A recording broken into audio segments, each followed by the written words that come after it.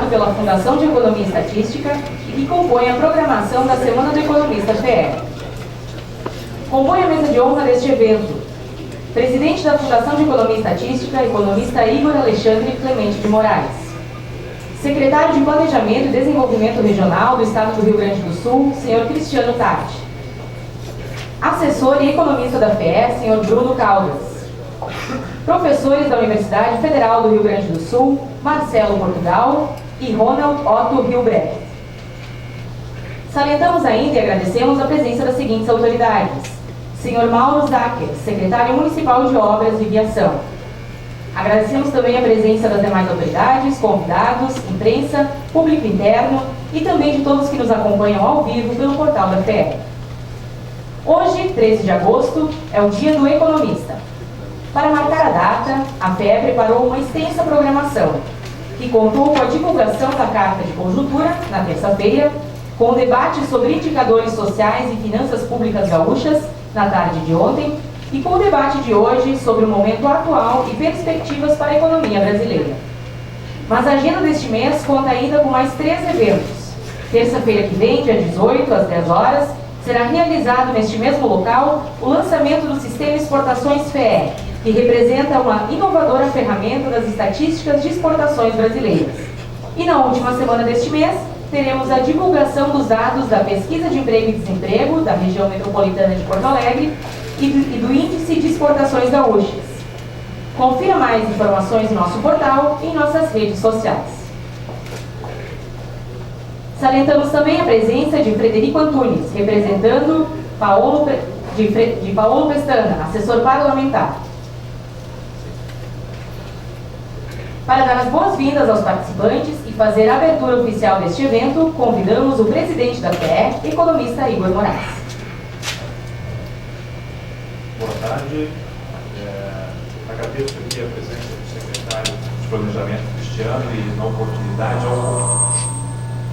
ao cumprimentá-lo pelo Dia do Economista, que ele também é economista, eu quero estender esse cumprimento a todos aqui que já são economistas, que estão nos vendo aí pela internet ou que estão aqui presentes, aos nossos mais de 60 economistas na Fundação de Economia. Nós somos mais de 60 aqui.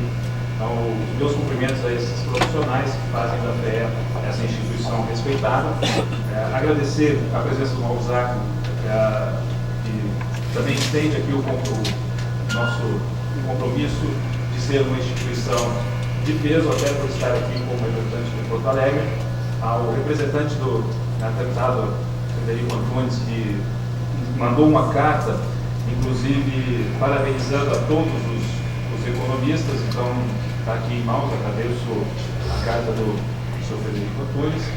E, de imediato, passar a palavra ao secretário e desejo a todos aí um bom evento.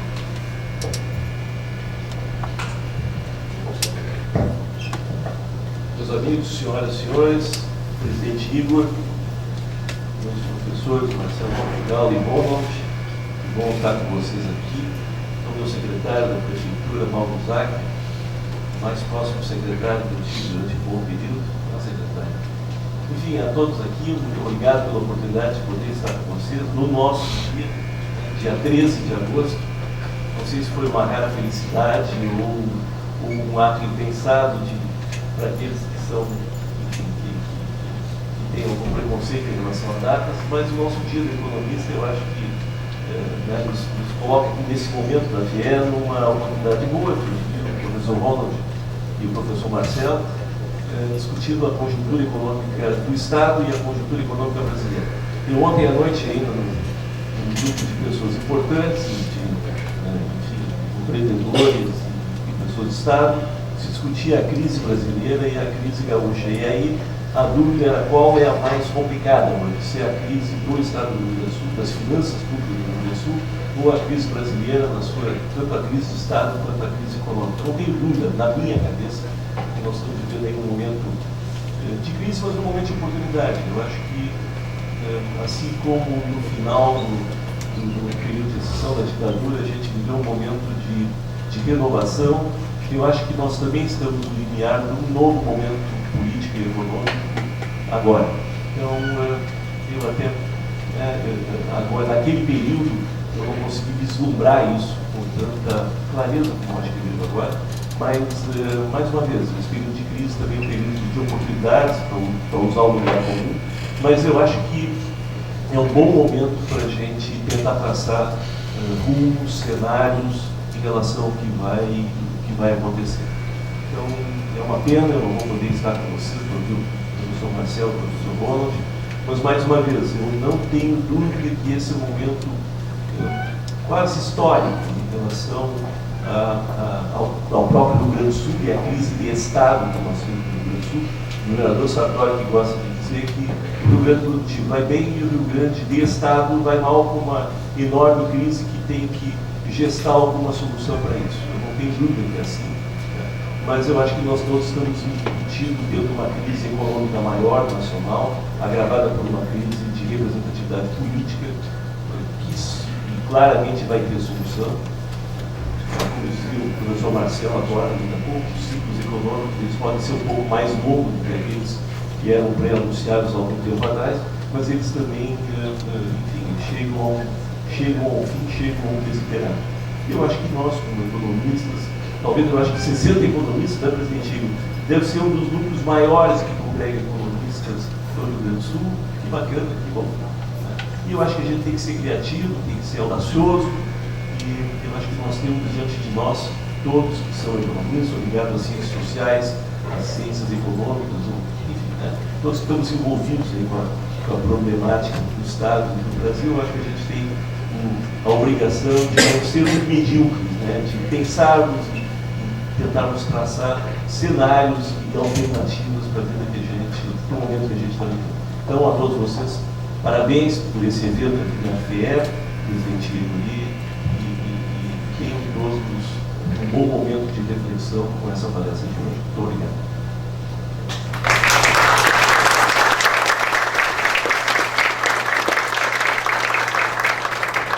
Neste momento, passamos a palavra ao assessor e economista da FEE, Bruno Caldas, que conduzirá o debate desta tarde.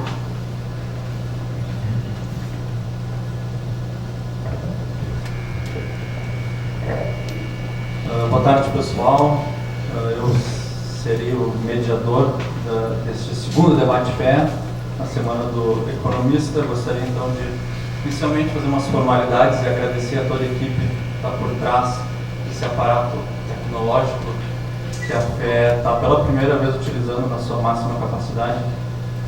Não é comum e é muito fortuito, e graças à entrada de uma equipe extremamente competente, nós conseguimos fazer com que a FEE divulgasse em escala regional, nacional e, bom, nós estamos ao vivo, então, por que não internacional? Se vocês entrarem no YouTube hoje, onde quer que vocês estejam, vocês conseguem assistir essa palestra ao vivo. Isso não é comum, na verdade, essa é a primeira vez. Então, após todas as dificuldades técnicas que nós tivemos no meio do caminho, não foram poucas, eu gostaria de agradecer, porque nós temos, sim, um resultado muito agradável e uma expectativa, então, de uma palestra muito boa. Então, inicialmente, eu vou apresentar os professores. Eu tive o prazer de ter aula com ambos os professores, tanto na graduação quanto no doutorado. O Marcelo Sabino Portugal, então, ele deu aula em Teoria Microeconômica 1, que não é uma cadeira fácil. E eu tive aula com o professor Ronald de Macro 2 e Economia Aberta no doutorado. Também são ambas cadeiras extremamente úteis ambas para entender o momento atual de crise dupla, né? Crise institucional, crise econômica, ninguém sabe qual delas aconteceu primeiro ou por que elas estão acontecendo. E é nesse contexto, então, que esses dois professores podem nos elucidar para que nós tenhamos um pouco mais de entendimento da retroalimentação entre a crise econômica e a crise política. O professor Marcelo Sabino Portugal, então, ele tem doutorado na Universidade de Warwick, é também professor da Universidade Federal do Rio Grande do Sul e é bolsista de produtividade do CNPq, nível 1B, e tem artigos publicados nas mais diversas revistas científicas, principalmente Economic Modeling, Journal of Policy Modeling e Revista Brasileira de Economia. É o professor Ronald J. Hilbert, também é professor da Universidade Federal do Rio Grande do Sul, com doutorado pela Universidade de Illinois Urbana-Champaign, também pesquisando então na área de economia política e economia monetária, com artigos publicados na Economics Bulletin, Planejamento, Política Pública e Políticas Macroeconômicas para Economias Reais. Dado então essas formalidades, eu gostaria então de agradecer a todas as pessoas que estão aqui nos assistindo, também as pessoas que estão nos assistindo ao vivo. Esperamos fazer mais eventos deste porte no futuro. Já temos vários planejados e o objetivo é que esse auditório sempre pareça muito pequeno para o número de pessoas. Muito obrigado.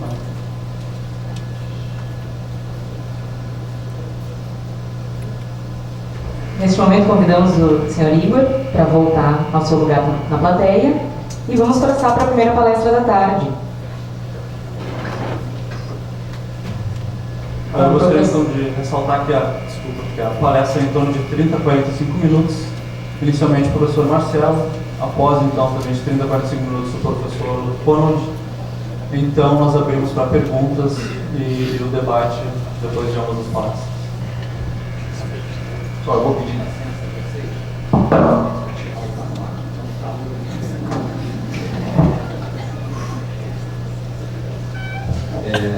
Então, boa tarde, obrigado pelo convite. Quem sabe a gente apaga aqui essa luz para ficar mais fácil de ver aqui no meu slide. Eu já marquei aqui no meu passador 45 minutos, então eu espero falar 45 minutos sobre esse tema.